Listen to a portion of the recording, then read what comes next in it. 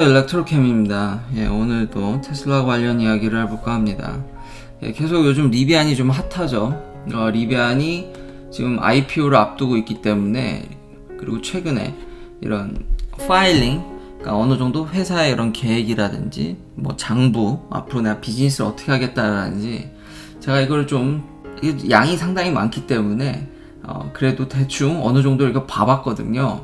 이걸 보게 된 이유가 뭐냐면 리비안도 오토노머스 텍, 자율주행이죠. 그거를 $10,000에 판다고 합니다. 그리고 서브스크립션 모델도 있고요. 그러니까 구독 서비스죠. 이거 어디서 많이 봤죠? 이거 완전 테슬라거든요. 그리고 제가 일론 머스크 트윗도 계속 많이 이걸 따라가죠.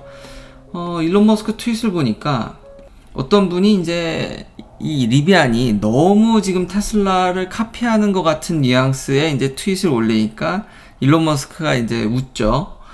그리고 제가 지금 테슬라와 리비안이 좀 법정 다툼이 좀 심화되고 있다라고 얘기를 했었습니다. 배터리부터 해서 이제 전반적으로.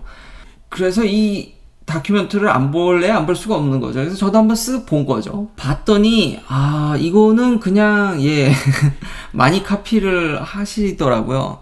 근데 뭐 당연히 1등 업체니까 그걸 쫓아하는 게 뭐 이 분야뿐만 아니라 뭐 대부분 그런 거니까요. 판단은 여러분한테 맡기겠고요. 저는 단지 이런 이제 소식을 전달해 드리는 거죠. 근데 제가 보기에 상당 부분 테슬라를 팔로우합니다. 상당 부분이 어느 정도냐면 지금 이런 구독 서비스와 자율주행뿐만 아니라 이게 보면은 뭐 모바일 서비스라든지, 그러니까 어떻게 차량들을 수리한다라든지 긴급 대응한다라든지 이런 앱들도 구조나 이런 것들이 굉장히 테슬라랑 유사하고요.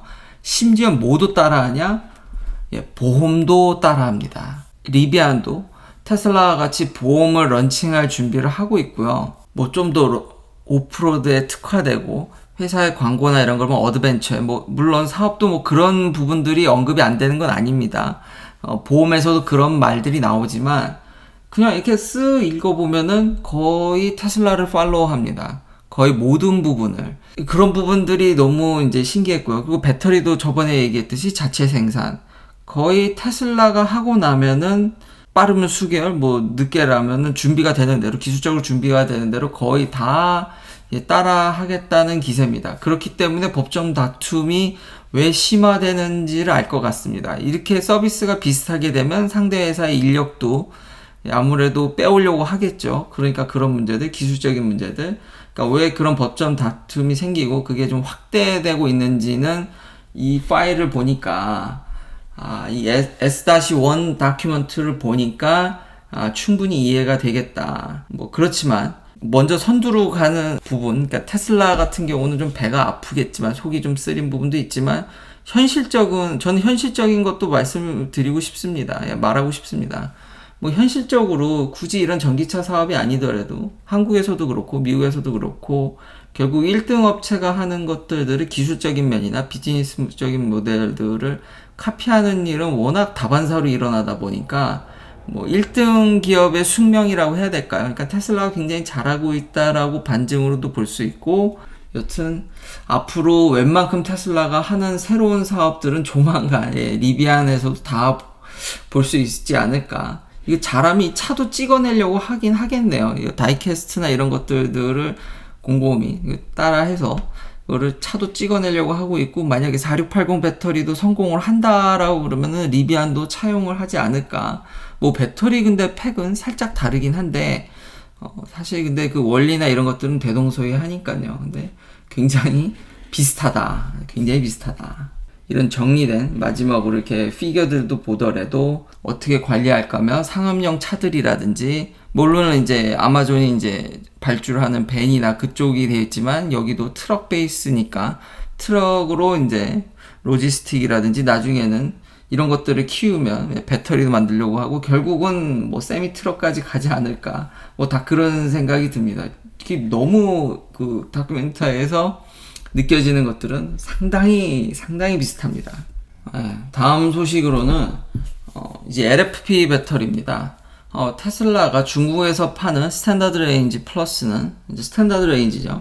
CATL LFP 배터리가, 인산철 배터리가 들어가는데, 먼로 할아버지께서 이거를 뭐 자기가 주문해서 이제 조만간 깔 것 같긴 하는데요. 그건 아니라 이제 업체를 방문해서 그와 거의 이제 동일한 유사한 이제 배터리 팩을 공개를 했습니다. 이 영상은 길지만 사실 배터리에 대한 내용은 그렇게 길진 않았고요.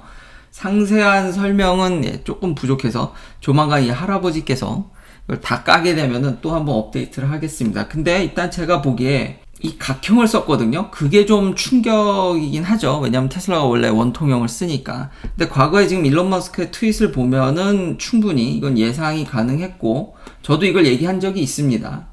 일론 머스크가 좀 더 이런 아이언 포스페이트, 인산철을 좀 좋아하는 면들, 충전을 100% 한다라는 점이라든지 값싼 머티리얼 쓰고 굉장히 매장량도 높고요. 그리고 이런 트윗에도 한번 이제 답을 다룬 적이 있거든요. 그러니까 인산철은 각형이 스위스팟이고 그 서머 러너웨이 때문에 그렇습니다. 그러니까 열 관리 문제 때문에 NCA나 NMC는 실린더리컬이 최고다. 그러니까 거기가 딱 적당하다라는 거를 일론 머스크가 얘기를 했습니다. 그러니까 열 관리 문제 때문에. 그러니까 이런 것들을 유추해 봤을 때 프리스매틱, 그러니까 각형을 쓸 거라고는 예상을 하고 있었는데 이제 실제로 깐 거를 이렇게 보니까 좀 많이 새롭네요. 그러니까 원통형을 고수하던, 굉장히 원통형만 쓰던 이제 테슬라가 이제 이런 각형, 중국제 각형이 들어오니까 알고는 있었지만 이걸 실제로 보니까 좀 신기했고, 그리고 셀 사이즈가 크다 보니까 거의 셀2팩에 준하는 것 같이 보입니다. 더 자세한 건 이제 나와봐야 알겠지만, 실린더리컬과 다르게 이게 각형이 더 크기 때문에 와이어링을 더 적게 해도 되고, 하니스라든지 전부 이 셀들을 연결하는 구조들이 굉장히 심플합니다. 그리고 이걸 컨트롤하는 것도 당연히 셀 수도 작다 보니까 굉장히 다 단순화되어 있더라고요. 그래서 거의 셀2팩에 준하는, 그러니까 모듈을 굉장히 축소시킨 느낌이 든다. 근데 거의 그 정도지. 근데 모듈은 있어 보입니다. 제가 보기에. 그러니까 아직은 중국에서 그런 BYD가 자랑하는 막 블레이드 배터리로 해서 아예 모듈을 완전히 날려버린 수준은 아니지만 상당히 단순화됐다. 그래서 이제 거기서 좀 더 경쟁력을 얻지 않았나. 그러니까 원래 인산철은 에너지 덴시티가 굉장히 떨어지지만 이런 데서 만회를 해서 어느 정도 성능을 내는 것으로 보입니다. 그리고 이런 서멀 문제 때문에 각형까지는, 인산철과 각형까지는 가지만 발열량이 적으니까 이렇게 각형 셀까지 가도 됐겠죠. 그러니까 상대적으로 적다는 것이 아예 열이 안 나는 건 아닙니다. 이런 배터리들도 터질 수 있습니다. 근데 상대적으로 좀 적다라는 거죠. 그렇지만 확실한 거는 파우치는 절대 안 쓴다. 너무 위험하기 때문에 스트롱리 이거 안 쓴다고 얘기를 하죠. 안 쓴다고 얘기를 하기 때문에 이런 부분의 차이도 앞으로 어떻게 더 벌어질지, 지금 테슬라나 중국 업체들을 제외하고는 기존의 내연기관들은 다 파우치에 있는데 전부 다 그게 바뀔지도 궁금하긴 합니다. 실제로 이걸 보니까 굉장히 새롭네요. 셀2팩 정도는 아니지만 지금 나와 있는 짧은 영상으로 봤을 때는 거의 셀2팩에 준하는, 상당히 단순화되어 있다. 실린더리컬을 쓰는 것보다 굉장히 단순화되어 있다라는 점을 알 수 있었고요. 마지막으로는 안 좋은 소식이죠. 인종차별 문제로 인해서 테슬라가 벌금을 좀 세게 맞았죠. 안 좋은 얘기고요. 이건 나쁜 얘기지만 테슬라도 앞으로 이런 것들에 훨씬 더 조심을 해야겠죠.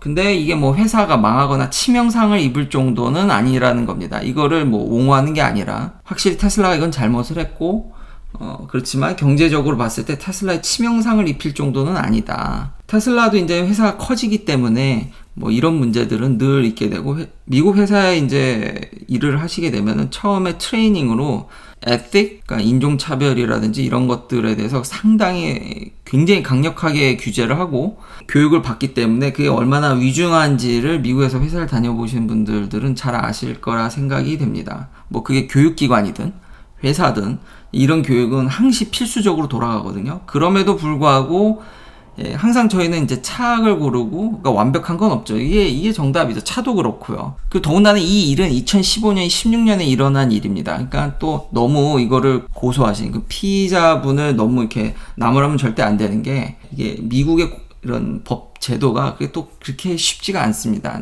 남을 고소하거나 회사를 고소하는 것이 개인에게 있어서 굉장히 큰 이게 고충이고, 결국 2015년, 16년에 일어난 일을 지금 5년, 6년이 지난 지금에서 이제 이런 것들이 최종적으로 판결이 돼서 돈을 이제 물게 되는 거니까 그 기간 동안 개인은 좀 피말리는 면이 있습니다. 그러니까 뭘 하려고 하더라도 그 과정들이 이렇게 짧지가 않거든요. 그리고 한국같이 이렇게 빨리빨리가 안 되기 때문에 그동안 개인이 겪을 고생도 있기 때문에 앞으로도 좀 더 이런 것들을 잘 이제 반면교사를 삼아서 테슬라도 좀 주의를 했으면 좋겠습니다. 근데 미국에서는 이런 큰 회사가 되면은 이런 문제들이 늘 터지는 것도 어쩔 수 없는 문제긴 하긴 합니다. 그렇지만 좀 더 이런 것들을 이건 미국에서 정말 위중한 문제이기 때문에 이제 앞으로는 이런 문제는 다시는 안 일어나길 바라겠습니다.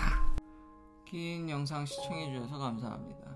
내일도 테슬라 관련 이야기들로 찾아뵙겠습니다.